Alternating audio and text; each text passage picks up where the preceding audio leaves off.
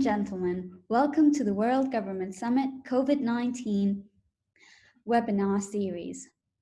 Today's session is titled Life After COVID-19, the Leadership Imperative for Governments, Business and Citizens. Without further ado, I'd like to welcome our esteemed moderator, Jane Nelson, Director of the Corporate Mark Malloch Brown, and Polman. Jane Nelson, I hand over to you. Great, thank you very, very much. I'd like to add a very warm welcome to everybody who is joining us from around the world today for our discussion on life after COVID-19 and what is the leadership role that we should expect from our governments, from our businesses and investors, and also from each of us as citizens. And clearly, we still have a very long and challenging road ahead of us before we can talk about life after COVID-19. We continue to see new cases and many people dying every day around the world. And in almost every country, our leaders in government, business, and civil society are continuing to grapple with three complex and interdependent crises. First and foremost, the pandemic is and will continue to be a horrific humanitarian crisis. It is a crisis that is having a devastating impact on the health, safety, and lives, on the jobs, income, and livelihoods, and on the education and learning of hundreds of millions of people around the world. And it's having a disproportionately negative impact on the most vulnerable people and households. It's in many countries highlighting and exacerbating existing inequalities, whether from income, gender, race or ethnicity, or other causes of inequality.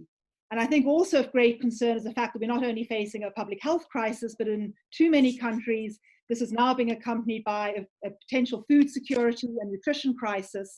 And with high levels of unemployment, many households either falling into or falling back into poverty. So first and foremost, we're dealing with a humanitarian crisis. Second, obviously, driving that humanitarian crisis is a global economic and financial crisis. One that is threatening and having a devastating impact on the operational continuity, the supply chain resilience, the financial liquidity, and in many cases, the solvency and survival of millions of businesses, and especially micro, small, medium-sized enterprises and enterprises in the informal sector in many countries, which are so crucial to creating jobs and expanding economic opportunity. It's creating financial challenges for a lot of nonprofit organizations just at the time that their services are more needed than ever. And of course, it's threatening incomes and increasing debt at the level of both individual households as well as governments, local, state, and national governments. Just yesterday, the OECD reported that the global economy is likely to suffer the biggest peacetime downturn in a century before it emerges next year from a coronavirus-inflicted recession.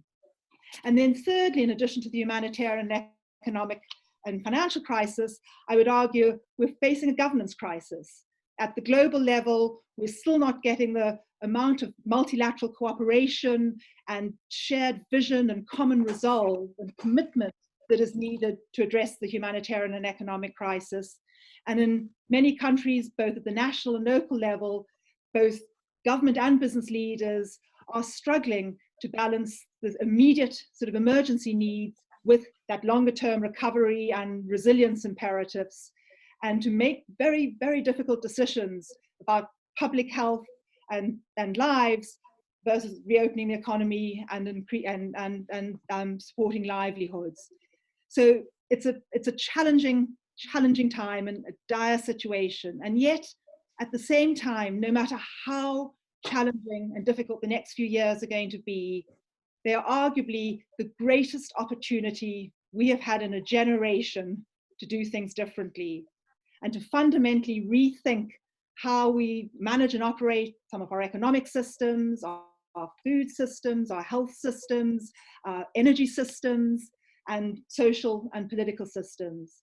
It's an opportunity, and I would argue a responsibility, for us to recommit more than ever before to the Sustainable Development Goals and meeting the goals of the Paris Climate Agreement, and also an incredible opportunity to reflect on the inequalities that have been accelerated and exacerbated by the pandemic, and how we address those inequalities. And that is going to be the focus of our conversation today. How can we harness this crisis to come out of it in a way that we build a future for as many people as possible, that is more inclusive, that is more fair and equitable, and that and for our planet that is more sustainable and resilient. And we really want to address sort of three key sets of questions today. First of all, what are the priorities for action by our leaders and all of us? Secondly, do a bit of a deeper dive on the specific role of governments and government stimulus packages, business and investors, and the opportunities for large-scale collaboration between different sectors. And then thirdly, think about what does it mean for all of us individually. And we could not have two more outstanding and deeply committed and passionate global leaders to guide our conversation before we open up to questions from all of you around the world today. First of all, Paul Polman, who is the founder and chair of Imagine, a wonderful new organization bringing together courageous business leaders to build these types of large-scale collaborative efforts that can drive systems change and help to achieve the Sustainable Development Goals. And Paul plays many other roles, including chair of the International Chamber of Commerce, which I won't go into detail here, but has been a very, very long-standing leader over several decades now in bringing business, government, the United Nations together to solve complex global challenges. And exactly the same is the case for Mark Malloch Brown, who amongst, again, many other roles is Vice Chair of the United Nations Foundation, and is also the chair of SGO, a very innovative new initiative that is harnessing digital technology to enable governments and empower citizens to hold our governments and business to account. And again, plays many other leadership roles around the world. But I think the most important comments about both Paul and Mark is that they've had over 2 decades now of experience trying to build new types of collaboration between business, government, and civil society to solve complex global challenges. And I hope will be able to give us some very valuable insights into what we need to do this time around and what we need to do differently. Before bringing Mark and Paul in though, we decided, given we've got many of you joining us from around the world, it would be helpful to do a very quick poll. And so our team in the UAE government are going to put up the poll. We're going to be asking you to just reflect on both from a government perspective, a business perspective, and an individual perspective. Our governments, business and SDGs, will they consider the sustainable before the pandemic, same as before the pandemic, or less important?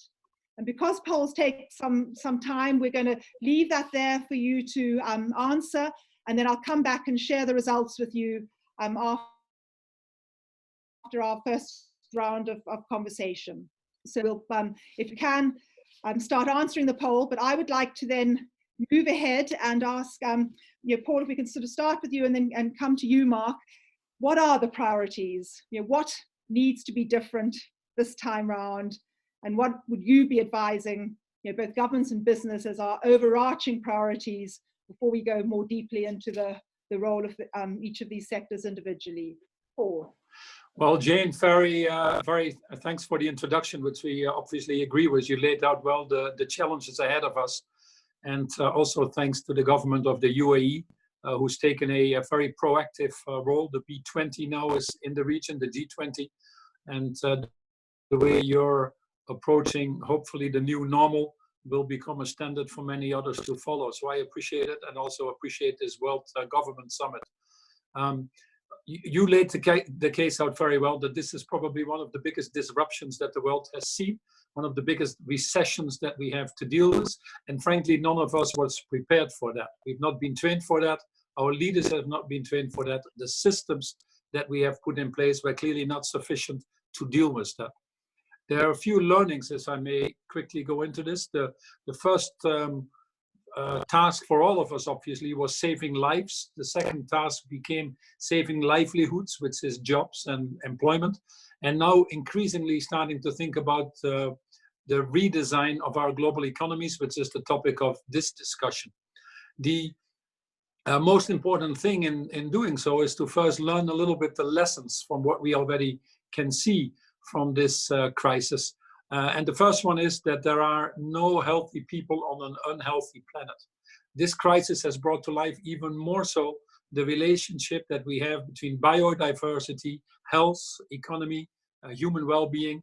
And that's a very important thing, because we've not been able to get that across as much as we would have liked to in fighting the terrible challenge of climate change. The second issue is that our social contract is broken. Jane has already referred to that. The people that pay a disproportionate price are the people that are already left behind, and the people that especially need to be addressed by the Sustainable Development Goals. The third lesson is the importance of science, I would say, that the countries that have handled the crisis well have followed the advice of the science. It happens to be countries like Norway or Iceland or Finland or Denmark or New Zealand that are governed by women leaders, which is another leadership, but they tend to be managing this crisis better than anybody else. And the fourth lesson is that, yes, our global governance system, our way of operating is not suitable anymore. We've seen a fragmentation happening at a faster speed than we thought would be possible. So the biggest black swan, frankly, with SARS and many other things. This is a particularly nasty and unfortunate one, but the biggest black swan to me has been the ability of governments to cooperate globally, and or the absence of that cooperation. So then you look forward and you go into some of the biggest challenges as we come out of it. So one of the bigger challenges is that I don't think we will have life after COVID. Some people think about restarting the economy, and people say, I don't want to be a pessimist, but it takes time to develop these vaccines. There are other challenges that come with it. And don't forget, we have a global problem here that then requires vaccination based COVID for the foreseeable future in this discussion. What we will see is a prolonged recession, most likely, and we need to, is another of the key risks that we see. Structural unemployment. In some countries, it's already going above 20%. Youth unemployment once more, like we've seen in the 2008 crisis, being significant. Of continuous shocks in our system, like health shocks, that require answers. We don't know what the future is going to look like specifically. We would be pretentious to say this is a bigger role of governments is to rescue it. The role of technology, and Mark can also talk about that.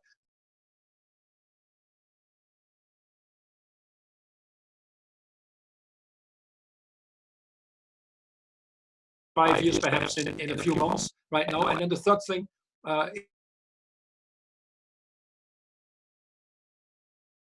is probably a new global order. No question in my mind that we need to create jobs. The most important thing is it happens to be that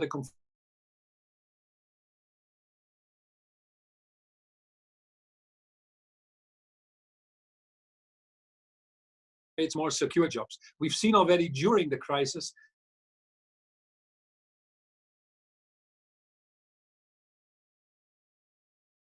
stakeholder model.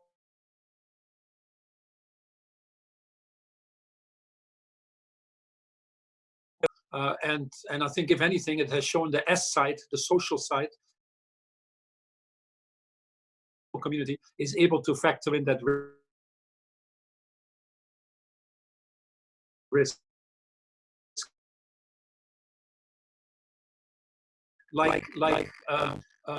for example, the move to renewable energy, regenerating, retrofitting buildings and making them green, changing cities and city landscapes, protecting our biodiversity and going back to restoring our natural capital, investing in R&D, education. And any of these investments, whenever we look at it, there's many different studies around the world show you that they actually have a significantly higher multiplier or return on investment, if you want to, than if we would go back to the old way of doing things. My final comment would be, it is good to remind ourselves that the old way of doing things led to the crisis, but we were already moving into a direction of trying to deal with these burning issues like climate change. We were simply not doing it at the scale and speed that was needed. And I think this crisis has made us not only more aware, but I think has woken us up to the need to accelerate that conversion. The governments that do will do very well. Unfortunately, of the 10 to 15 trillion that has been spent today, it has been spent to rescuing what needed to be rescued immediately. And we've only seen about 5% of the spending into green recovery. And now it's our task to work with the governments, especially to ensure that as we move forward, that we design the way we should, so that we get to the sustainable development goals, which is to not leave anybody behind, to irreversibly eradicate poverty, and do that in a more sustainable and equitable way. The European Green Deal is a first encouraging sign. The request of businesses and others in many countries for governments to make this aid conditional. But, you know, if I may be honest, Jane, and not be too political, you still deal with some of the major economies where there is a major disconnect between the business community and civil society at large and what the governments are trying to do. So these are the challenges in a nutshell. Over to you. Thanks very much, Paul. And look forward to delving into, particularly some of the government roles and how we can make sure that more of those stimulus and recovery packages are focused on a more inclusive and green recovery, and what are some good examples of that in practice. But I think your point about the pandemic has sort of accelerated and exacerbated the challenges and the need for change. It's also demonstrated that actually when we have to do things, we can. Absolutely. And the citizens can respond, communities can respond, business can respond. And so how do we take that sense of urgency forward as we do move forward? But Mark, from your side, what is different this time, and any disagreements with what Paul's laid out, or any things you want to re-emphasize or add to that? Let me start by dwelling a bit on the government side of it and the international governance side of it, if you like. I mean, this virus chose a very bad moment to hit us all. We are living through an era where we'd fallen back on a kind of bilateralized, highly transactional diplomacy and walked back from the sort of post-World War to condition our behaviors for most of the time until very recent years. And, behind that retreat to a much more bilateral foreign policy around the world, it's been accompanied by a walking away from a kind of culture and responsibility of burden sharing.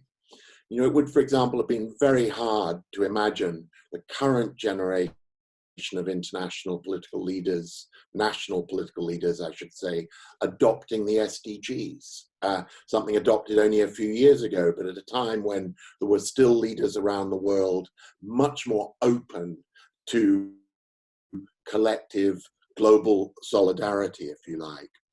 And so the question is this crisis going to make this new model of go it alone, country first leadership double down on itself and bet the house on that?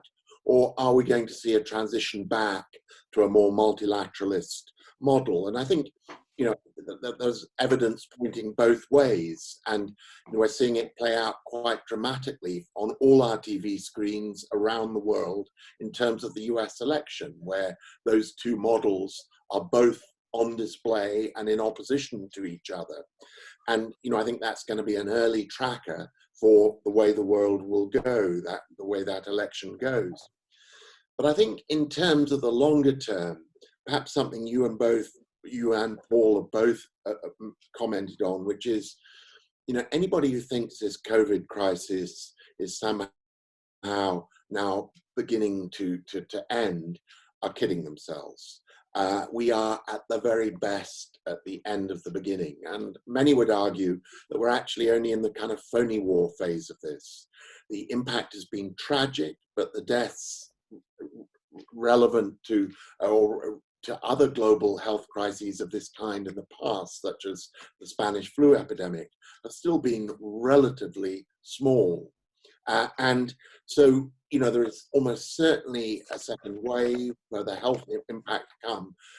But whether there is or not, we know that the economic impact, as you said in quoting the OECD report, is with us, I would argue, for longer than the OECD says, probably till 23, 24, something like that. We're going to be dealing with a contracted global economy, a 90% economy, as some people have called it, where both on the supply side and the demand side, there's been massive permanent destruction, if you like. And that's going to be horrible for political incumbents of all kinds. And I think, what we're going to see is that those incumbents are going to be very much a threat from the ballot box or from political change in their countries. So in that sense, just because there are so many, if you like, of these quite authoritarian, quite bilateral leaders currently in office, I suspect a few years from now, the demands of global recovery and combining to deal with borderless problems such as global health or global climate, and this incumbency problem of taking the rap for the economic damage done on your watch is going to mean that we will move to a more, if you like, sort of enlightened, burden-sharing set of global leaders. What will that mean for the international system? Well, I would say that, when national leadership is not great, international leadership is what happens when national leaders look in the mirror. The UN only works when there is the kind of international support for it that currently, frankly, is only there very unevenly and very much from small and medium-sized powers, particularly. So I think the international system has predictably had a bit of a mixed crisis. People criticize the WHO. Well, they do in every pandemic, because this is an organization which is chronically underfunded and under-mandated for the challenges of global health, and that's no fault of its current leaders. This has happened time after time. The UN has had a fairly low profile through this crisis, but it's not for want of trying. If you read the words of the Secretary General, he's saying all the right things, but it's not cutting through. The authority of the UN is not what it was some years back. Bits of the international system have done quite well. I would argue the Bretton Woods institutions, because this crisis is so much about the money for first stage recovery, has had a pretty good crisis, as has the European Central Bank. I think new institutions that people hadn't heard of before the crisis, like the African CDC, it's had a much better crisis than its big brother counterpart, the American CDC. And is doing a much better job of monitoring, trying to coordinate response on the African continent than is happening between states in the US. So, and the other bit is, just to echo something Paul said, we are starting to see some really great scientific collaboration. Whatever was going on between the US and Chinese governments, and indeed China and the WHO as well, actually Chinese scientists were bravely sharing the epidemiology and science of this illness with their counterparts internationally. And so, I think the elements are there for, if you like, an internationalism based both on some of the older institutions and their rebooting and strengthening for this new crisis and what comes next, but also for a new generation of international institutions. We've already seen through several rounds of health pandemics, new organizations supplementing WHO coming into existence, the Global Fund against AIDS and TB, the new Vaccine Alliance, CEPI, the Gavi, which pre-purchases drugs for poorer countries during their development phase. So the bones of a new international system are, I think, there, and the challenge is to get the national leadership which is willing to kind of embrace the SDGs and drive it forward. And hence my very last point. I think when we first wrote the MDGs, I'd come from a background of politics, and I very much saw them as a manifesto for national leaders. I would encourage national leaders, go campaign for education for all, go campaign for better healthcare, and use these MDGs as your social contract, your manifesto to your voters. It sort of happened to some extent in some countries. But I think the SDGs, written before this crisis, are the manifesto for the way out of the crisis. And I think the national leaders and the international leaders who embrace them and put them front and center of their recovery efforts are going to outpoint and outscore those leaders who fall back on doubling down on a nationalist country first response. Well, thank you very much for that, Mark. And I'd like to pick up a number of key themes you've both mentioned. What can push our national leaders to recommit to the Sustainable Development Goals. And Paul, I know you just did something this week on that, so I'll come to you on that. And also, what could these new sort of collaborative initiatives look like? And also, I'd like to come back to the role of science and technology. But before I do that, I do want to bring in the poll results. Mark, you've just said that national leaders need to recommit more than ever to the Sustainable Development Goals.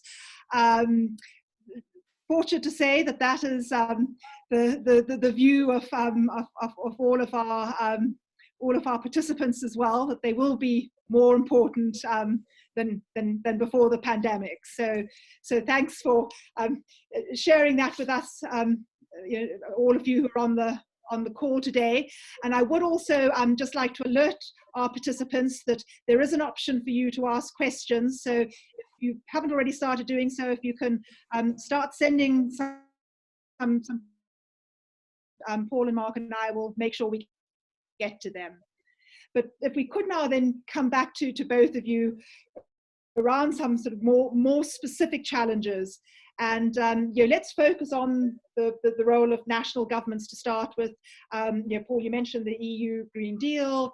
We say a bit more about that, but also what can we be doing to influence national governments? And maybe you can start with what you've just done in the UK with 149 of your peers in the UK. No, that's a wonderful example. May I just comment on the poll? The 80% is exactly what Just Capital found this week.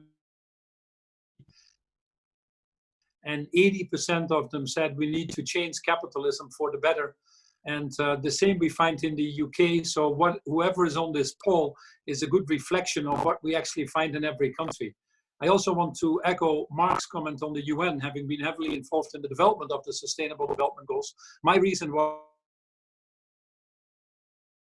that there is still very valid and should be supported. And this is probably the only, at least the best I know, moral framework. When Mark and I created to basically say to the business community, what do these SDGs actually mean? We found an opportunity to create 380 million jobs, $12 trillion more in economic opportunity. And that was just looking at 4 simple areas of mobility, energy transition, health and well-being, and cities. So this is probably the biggest opportunity that we're sitting at. What do governments need to do where we are? Obviously, we cannot talk in generalizations about governments because it's very much specific to the situation that governments find themselves in, like they're finding themselves right now in different situations with COVID. But the most important thing is the word trust. Governments need to reestablish trust, which you do with science, which you do with transparency, which you do with a fair tax system. You know, the financial crisis in 2008, many people felt that banks were too big to fail, but people were too small to matter. So a contract that has a contract of transparency and treats its citizens of the world like adults, if you want to, or like fellow human beings, these countries tend to do better. The second thing that countries need to do, and I've already alluded to that, is to understand for wherever position of development they are in the world, the benefits that come from that green recovery. We just have done a very detailed study for Indonesia, not an easy country with a lot of challenges, but converting to green energy, getting out of the reliance of imports, getting the health benefits and the externalities, stopping the perverse subsidies on fossil fuel, etc., would immediately, within the first 12 months already, make these economies grow. And that's why a country like that is so actively embracing it. So you need to look at these country plans to make them come alive. And then the third area I would basically mention is that we need to stimulate these agreements. I agree on a more global level. I agree with Mark that there are some bright signs, but I think that as long as the US thinks that they still dominate the world and the world order, whilst the reality really is moving rapidly to another direction, and they have a hard time understanding that. So I think you'll get regional orders. You'll get regional trade agreements. You'll get regional technology platforms. You'll get regional cooperation agreements around the different things. And we're starting to see that emerging.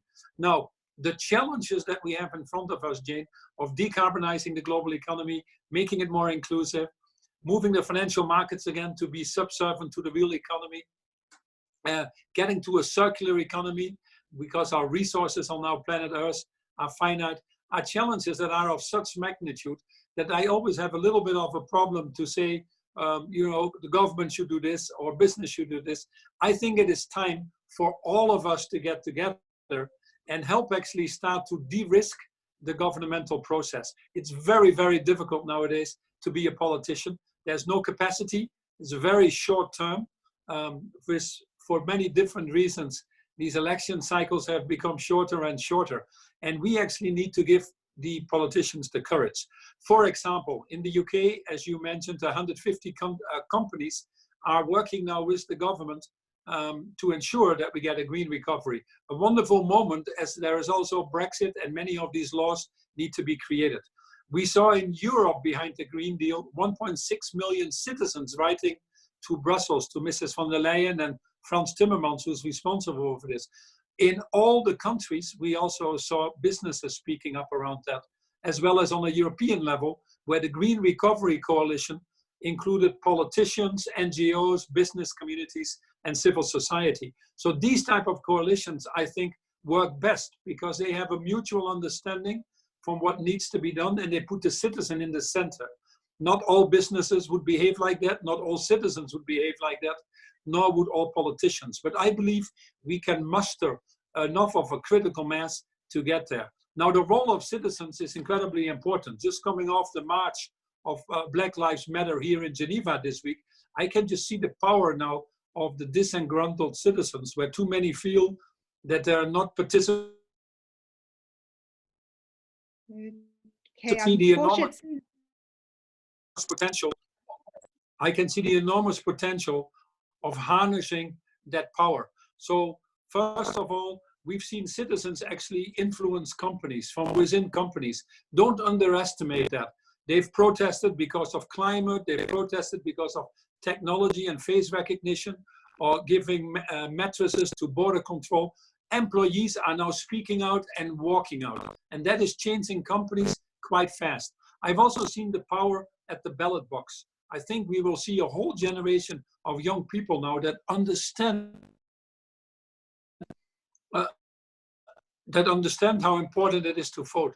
And then you have the communities of action. If this crisis has shown anything, is how citizens across the world united in many of these joint efforts to deal with the crisis, but also to try to redesign. And then finally, spending power. Don't underestimate that. Companies and governments are very sensitive to the way consumers spend. I'm not a big proponent of boycotts, they don't work, but boycotts actually are very effective. Just buy from the companies that do the right thing.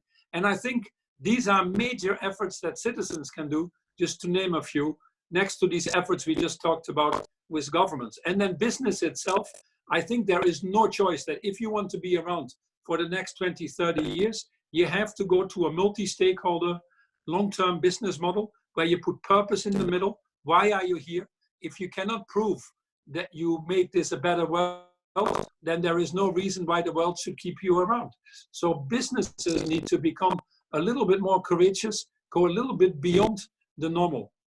And that they can do to some extent by themselves, but increasingly it requires coalitions around sectors with fellow supply chain partners, or sometimes even competitors, and coalitions that are broader, that include governments and civil society. And that's exactly what we're focused on with Imagine. We have now a food coalition established with about 30 of the biggest food companies that want to change the life of smallholder farmers, that want to go to carbon positive agriculture, that want to accelerate the move to plant-based and dietary improvements. And that gets to the heart of the Sustainable Development Goals. And that gets also to the heart of goal number 17 of partnership, of which I know you're such a great champion as well. Thanks for Paul. Thanks for those reflections, Paul. And I think particularly this point about what we can do as citizens. And I think all too often I see it with my students. They just want to protest, or just about voting, but using all those levers we have as voters, as activists, as consumers, as hopefully investors, as workers and employees, I think is a very powerful agenda going forward. And I do think constantly inspired by young people today, realizes they have all of those tools at their disposal, and getting pretty sophisticated about how they're using them, which is great. But Mark, Paul sort of spoke about the concept. You talked earlier about burden sharing. Paul talked about sort of sharing resources and blended financing and risk sharing. Can you say a bit more from your perspective? What are some of the coalitions and new governance models going forward that you think we need that can achieve that? And then Paul, I would like to come back to you also to say a few more words about sort of sector specific initiatives, and give us a few more examples of that. Yeah, I mean, I would start by saying, here in the UK, for 10 years, the political word on everybody's lips in politics was austerity. And I think we're now moving to where the word of the decade will be resilience. And, that summons up very different values and coalitions, because it's about solidarity, it's about working together to find solutions. Whereas austerity came, as Paul put it, about the little guy getting dumped on in terms of paying for the cost of adjustment, and the corporates walking away scot-free, or the banks walking away scot-free, was the popular political view of it. So I think this change to a culture of shared responsibility and shared effort, lies at the core of the way forward. I think, though, one mustn't be too rose-tinted about all of this. I mean, first, in terms of achieving the SDGs, here in Europe, we're going to see quite major cuts in ODA over the next few years, because they, in many countries, attach it to being a percentage of GDP. And as GDP shrinks, accountants in government from Britain to the Netherlands, also my countries, are busy planning cutbacks in aid as the percentage or the volume would shrink. So we are going to be forced in some ways to look for new actors, because I think, although aid may be reduced, the fiscal stimulus and big spend of governments that we're seeing at the moment will continue, because politicians have discovered magic money, as it's been called, and they're going to spend a lot more before they realize it's not quite as free as they think. So I think there will be a continued stimulus because of the economic condition, but it is going to throw a huge part of the responsibility on the private sector, as Paul has said. And he described this commission we both worked on in terms of the extraordinary incentives and opportunities and role for innovation and finance, private sector finance, in terms of driving these development efforts forward in a way that is sustainable, because it's financially sustainable. There's a return on the investments made.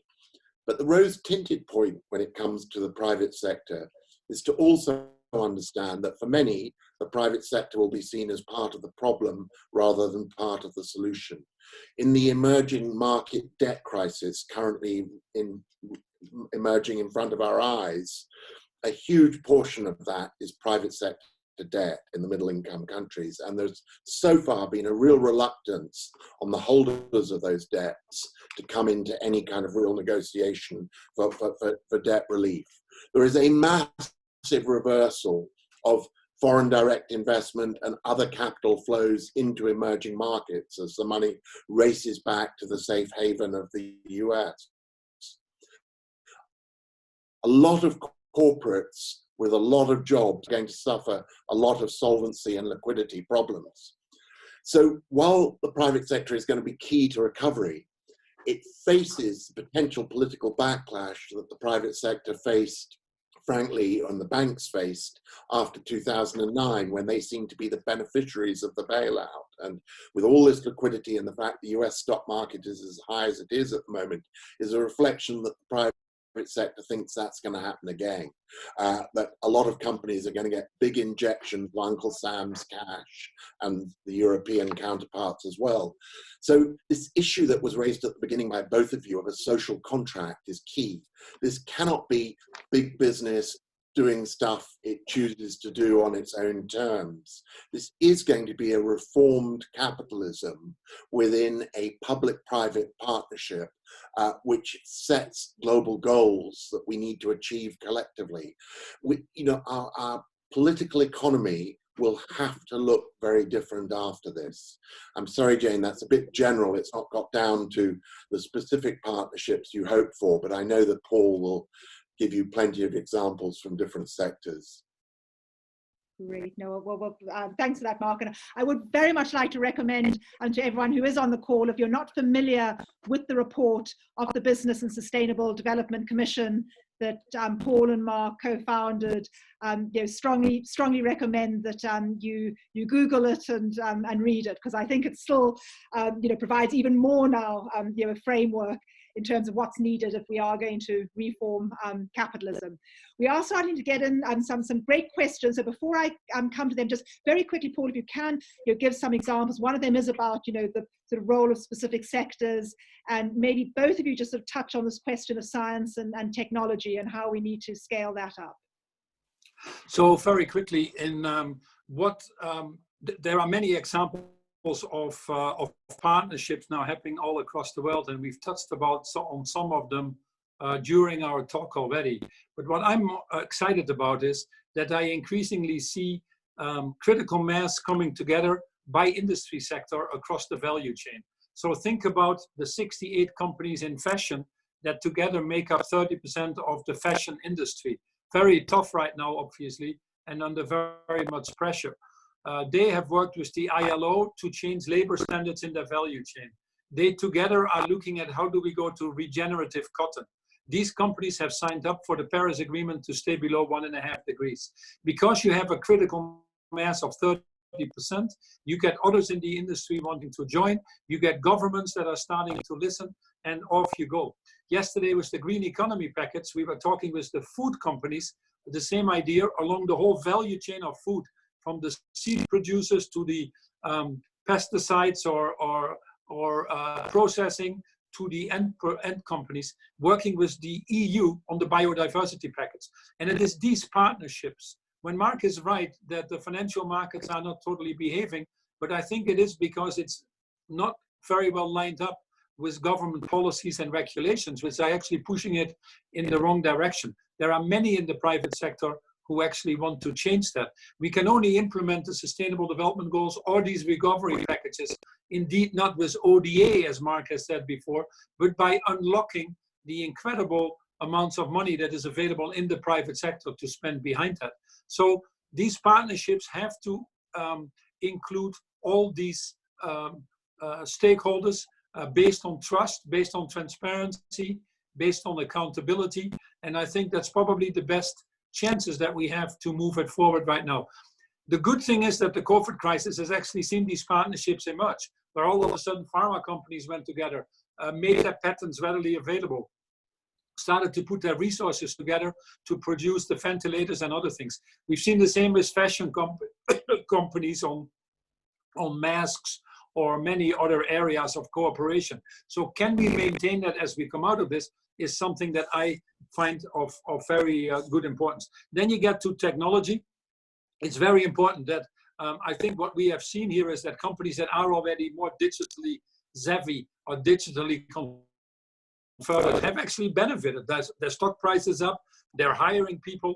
You know, you see it in the way we now shop, the way we work at home, the way we attack with technology, the health crisis, the way we need to trace people to isolate eventually under COVID. So technology has penetrated at an accelerated rate our daily lives, and it will only further accelerate where big data, where AI will find or help us find many of these solutions, be it to climate change, be it actually to inequality or financial inclusion, or be it to the health issues. We just need to be sure that we operate under a certain moral framework, that the citizens of this world are in charge of where this technology is being used and where it leads to.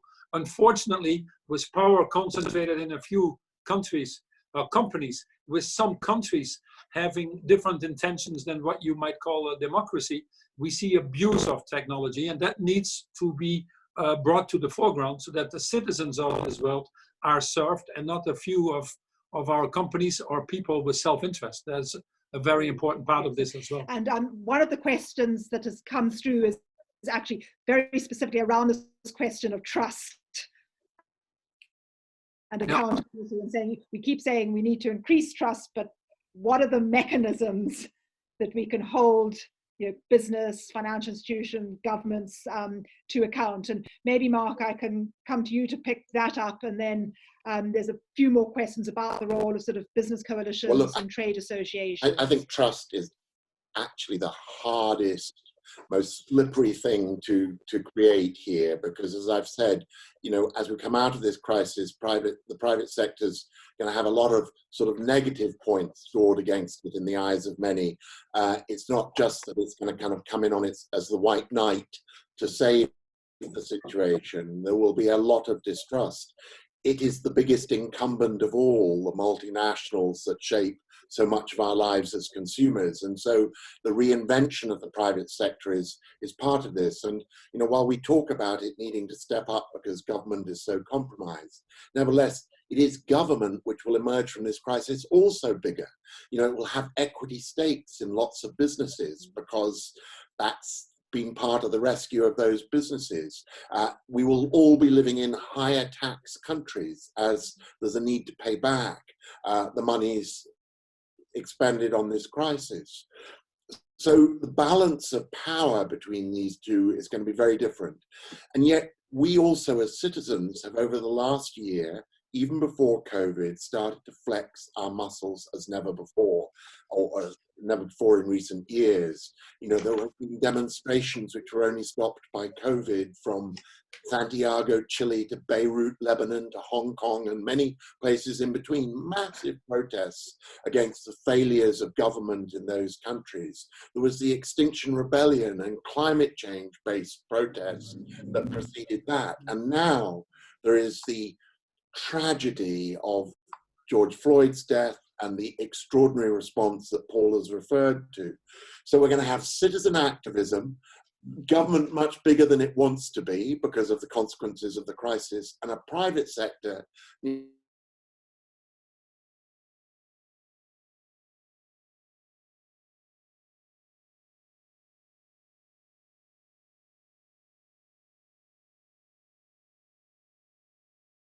needing to reinvent itself and win back trust. But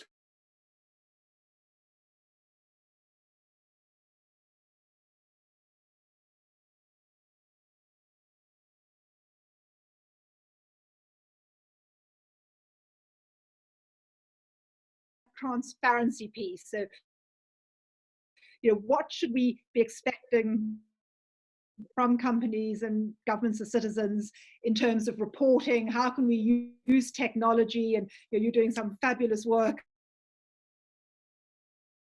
in this, you know, to make transparency so that they can use it to demand greater accountability?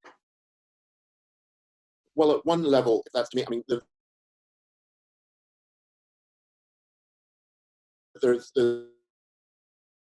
into their reporting to shareholders and others.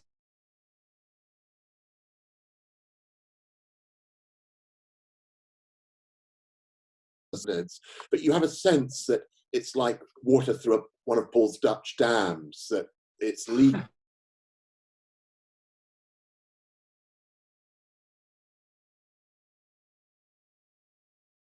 The kind of transparency that we will have, post this crisis, a few years down the road,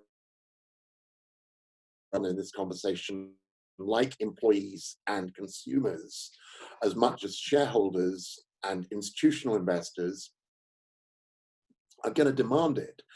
They're going to want a much greater insight into corporate behaviors, corporate investments, and corporate accountability against green targets, but also human rights targets, etc., etc. So, I think this has all been interesting sort of work, but it's about to gather a much greater speed and velocity as we go forward. Yes, and I think certainly for our participants, there's very interesting work being done at the World Economic Forum right now, and their international business metrics that we can use to hold all companies to account across industry sectors, with then greater specificity on a sector by sector basis. So I think there's good movement forward there. And then Paul, as you were saying, we clearly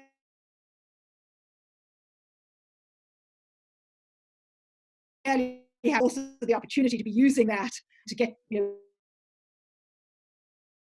executive leaders to account, is a great opportunity.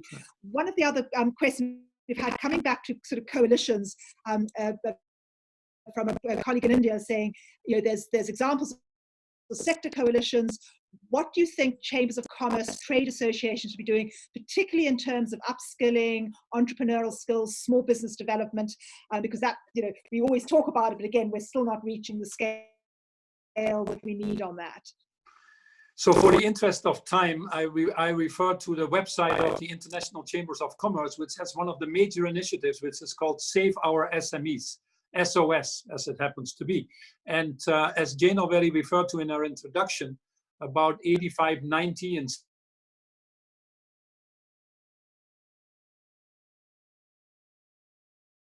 some countries crisis, we need about $5 trillion of government intervention to be able to provide the trade financing that the SMEs need.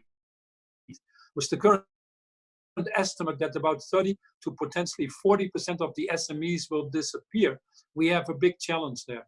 So the Chamber is working on that part to ensure that there's financing in the value chain.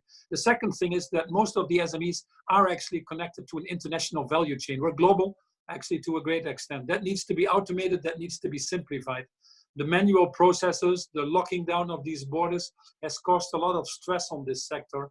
And that's also what the ICC is working on. And then finally, providing the tools.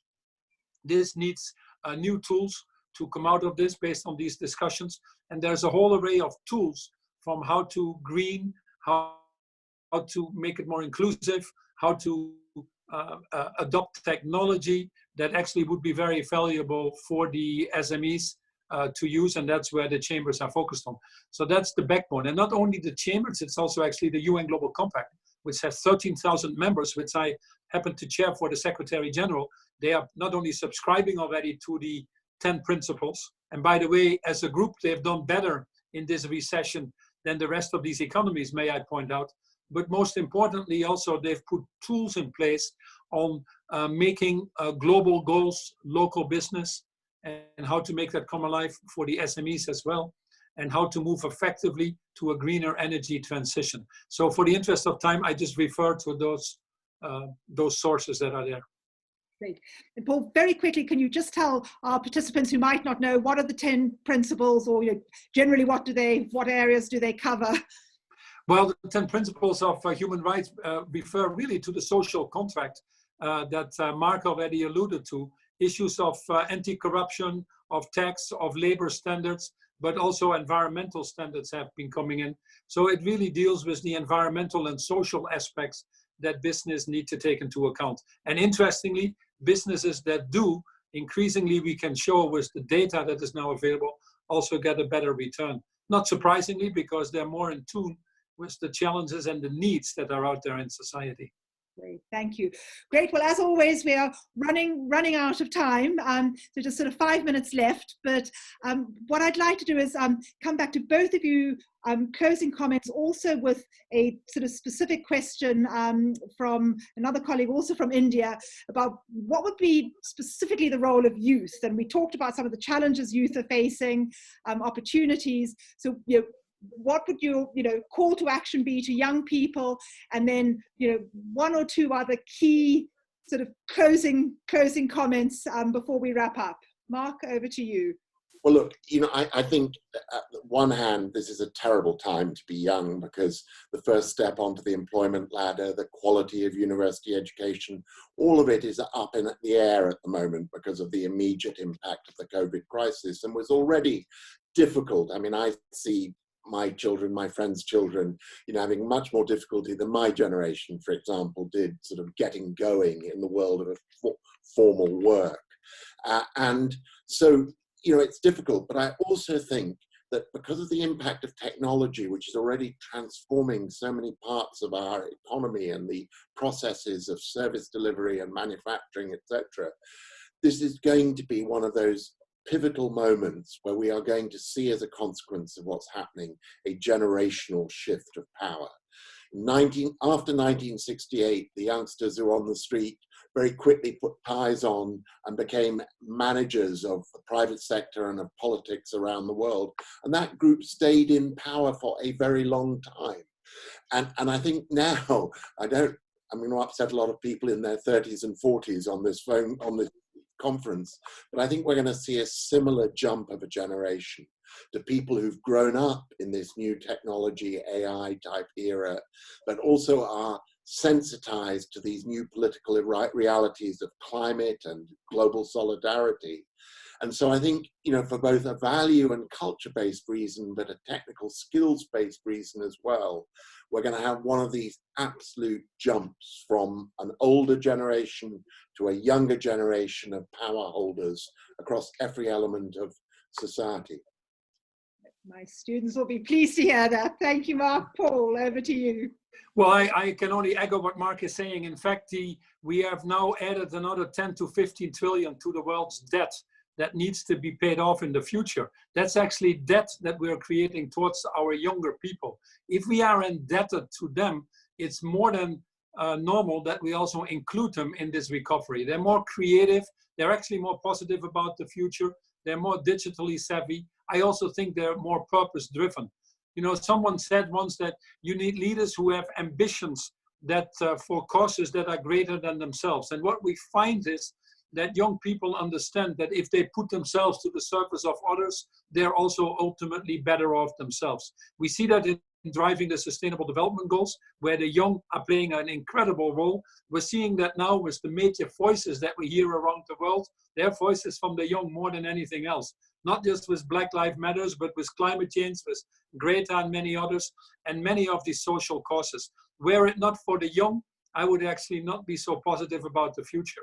Now we have the economic forces that tell us that we need to go in the right direction. We've talked about transparency. And on top of that, we have the young with an incredible sense of purpose, energy, and passion. It's not that they deserve a seat at the table. As far as I'm concerned, they deserve the table.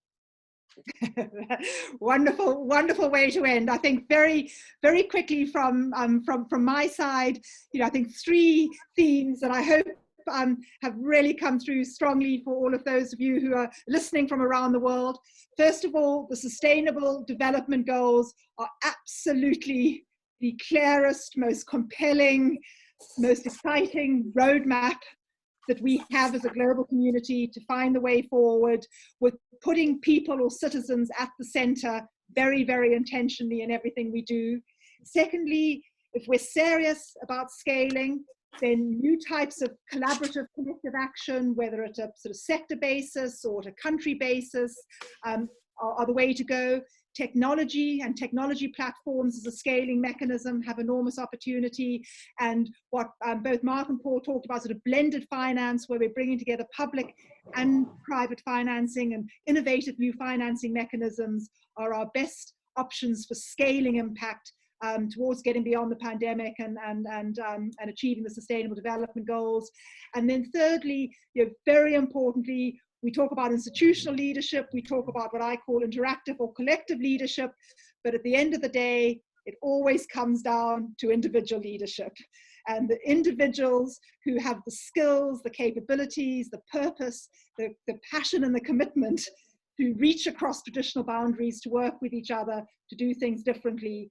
And as Paul says, and I couldn't agree more, and Mark also emphasized, all of those young people on the call today, this is your time, and very much you have a place at the table, and I know will make a difference. And so thank you, Paul and Mark. I will hand back to Reem to close us off, but an honor to have been part of this wonderful conversation with two very special leaders and passionate advocates for change. Reem, over to you.